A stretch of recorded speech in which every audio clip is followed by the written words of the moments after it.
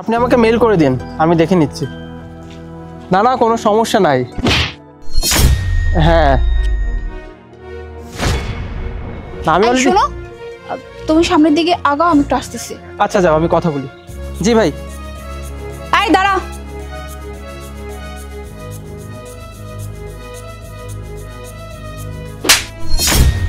তোর এত বড় সাহস? হ্যাঁ, তুই আমার হাজবেন্ডের নামে এত উল্টোপাল্টা কথা কিভাবে বললি? কোত্থেকে পাই এত বড় সাহস? আমি ভুল কি বলছি? আপনার স্বামী এটাই বললাম। কি বললি তুই? হ্যাঁ, তুই আবার আমার সামনে মুখে মুখে বলতেছিস যে আমার স্বামী একজন। এই, তোর এত বড় সাহস কোত্থেকে আসলো? কোত্থেকে আসলো আমার হাজবেন্ডের নাম নিয়ে এত বড় মিথ্যা কথা বলার?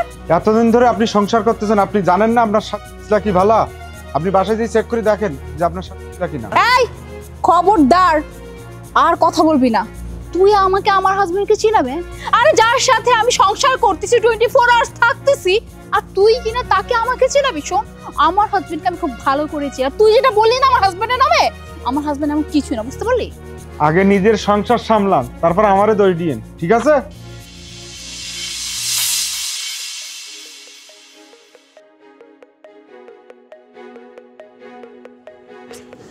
কি ব্যাপার, এত দেরি হলো কেন? কোথায় ছিলা?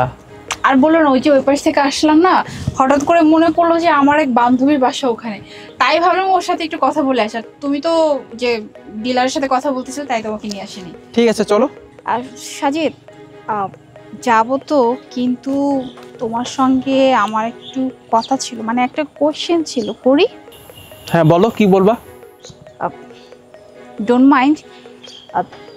তুমি কি মানে সুস্থ, মানে একটা ছেলে, মানে পুরুষ মানুষ যেমনটা সুস্থ থাকে, আই মিন বলতে চাচ্ছি ফিজিক্যালি তুমি পুরোপুরি ফিট তো? হ্যাঁ আমি তো ফিটই, আমি তো তোমার সামনেই চলাফেরা করি, ঠিকই তো আছে সবকিছু। সাজিদ, আমি বোধহয় তোমাকে বোঝাতে পারিনি, আমি আবারও বলছি, মানে একটা পুরুষ, হ্যাঁ, যে একদম পরিপূর্ণ পুরুষ যেমনটা ফিট থাকে, তুমি কি সেইভাবে ফিজিক্যালি ফিট? হঠাৎ এই কোশ্চেন কেন করতেছো? না মানে শোনো সাজিদ, আমাদের তো বিয়ে হলো বেশ অনেক সময় হলো, এই 2 বছর, কিন্তু এখন পর্যন্ত মানে তুমি আমার কাছে আসো নাই, বা আমাকে কখনো তোমার কাছে যেতে দাও নাই।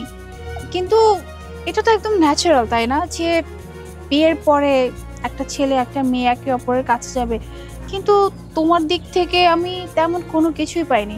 মানে আসলে এসব ব্যাপারগুলো না এখন একটু মানে বাহিরের দিকেও চলে যাচ্ছে, মানে মানুষজন নানা ধরনের কথা বলতেছে, কোশ্চেন করতেছে, তাই আজকে আমি না পেরে তোমার কাছে এই প্রশ্নটা করলাম। তুমি আজকে আমাকে প্লিজ খোলাখুলি বলে দাও যে তুমি এই 2 বছরের মধ্যে একদিনও কেন তোমার ওয়াইফের কাছে আসো নাই? আর যতটুকু আমি জানি, আমার মানে আমি লাইফে আসার আগে তোমার একটা রিলেশন ছিল, মানে তোমার গার্লফ্রেন্ড ছিল, তো তোমার সেই এক্স গার্লফ্রেন্ডের সাথে কি রিলেশন সবকিছু ঠিকঠাক ছিল তো, মানে সবকিছু ওকে ছিল তো? হঠাৎ এই কোশ্চেন কেন করতেছো? সাজিদ, আমি কিন্তু এখন আর নিজেকে কন্ট্রোল করে রাখতে পারতেছি, বিকজ আমি 2টা বছর যাবত কন্ট্রোলে ছিলাম, বাট এখন আমি পারতেছি না। কারণ কিছুক্ষণ আগে আমি তোমাকে কি বলছি যে আমাদের এই বিষয়টা এখন বাইরে অব্দি পর্যন্ত চলে আসে, মানুষজন নানা ধরনের কোশ্চেন করে যে কি অবস্থা, এমনকি তোমার পুরুষত্বের উপর পর্যন্ত কোশ্চেন আসছে যে তুমি নাকি, আমার না মুখে আনতে না বাঁচতেছে। আর তুমি যে ভাবো যে একজন স্ত্রী হয়ে যদি তার স্বামীকে বাইরের পর পুরুষের উল্টাপাল্টা কথা বলে, তখন তার কেমন লাগে? তোমাকে আজকে বলতেই হবে যে তুমি কেন এই 2 বছর আমাকে একবার স্পর্শ করো নাই। আমি একদম পারফেক্ট, আমি একদম পারফেক্ট, একদম ফিট। একজন মেয়ের সঙ্গে ইন্টিমেট হওয়ার জন্য যেই পরিমাণ স্ট্রেংথের দরকার সেটা আমার আছে, আমি পুরোপুরি ফিট। ওকে, তুমি শুনতে চাও না যে আমি কেন তোমার সঙ্গে এতদিন ইন্টিমেট হইনি? শুনতে চাও তো? আসলে ভয়ে ভয়ে আমি তোমার কাছে যেতে চাইতাম না, জানো? ভয়? কিসের ভয়? কি ভয়? তুমি তো ভালো মতোই জানো যে বিয়ের আগে আমার আফরিনের সঙ্গে রিলেশন ছিল, রাইট? সব ধরনের রিলেশনের ওর সঙ্গে আমার ছিল, অনেক ক্লোজ ছিলাম আমরা। ইনফ্যাক্ট ও আমার বাসায় অনেকবার আসতো, জানো তো? আমরা তো ধরে নিয়েছিলাম যে একজন আরেকজনকে ছাড়া থাকতে পারবো না, বিয়ে করলে আমরা একজন আরেকজনকে করব। কিন্তু সব কিছুই না মুহূর্তের মধ্যে বদলে গেল, জানো তো? একটা মেয়ে যখন একটা ছেলেকে কথা দেয় যে সে যদি বিয়ে করে শুধুমাত্র তাকেই বিয়ে করবে, ওই ছেলেটা কি পরিমাণ স্বপ্ন দেখে তাকে নিয়ে বলতে পারো? কিন্তু আমাদের সমাজটাতে এমন, ছেলে বেকার হলে বাবা মা সে ছেলের সঙ্গে তার মেয়ের বিয়ে দেয় না। আমার বেলাও সেটা হয়েছিল।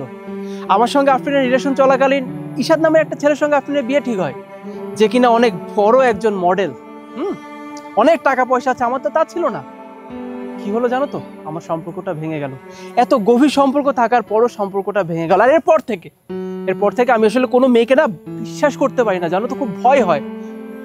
তোমাকে যখন দেখে খুব ইচ্ছা করে তোমার কাছে যেতে, কিন্তু আমি পারি না। আমার ওই পুরোনো স্মৃতিগুলো মনে পড়ে যায়, মনে হয় তুমিও যদি আমাকে ঠকাও, আমাকে ছেড়ে যদি চলে যাও।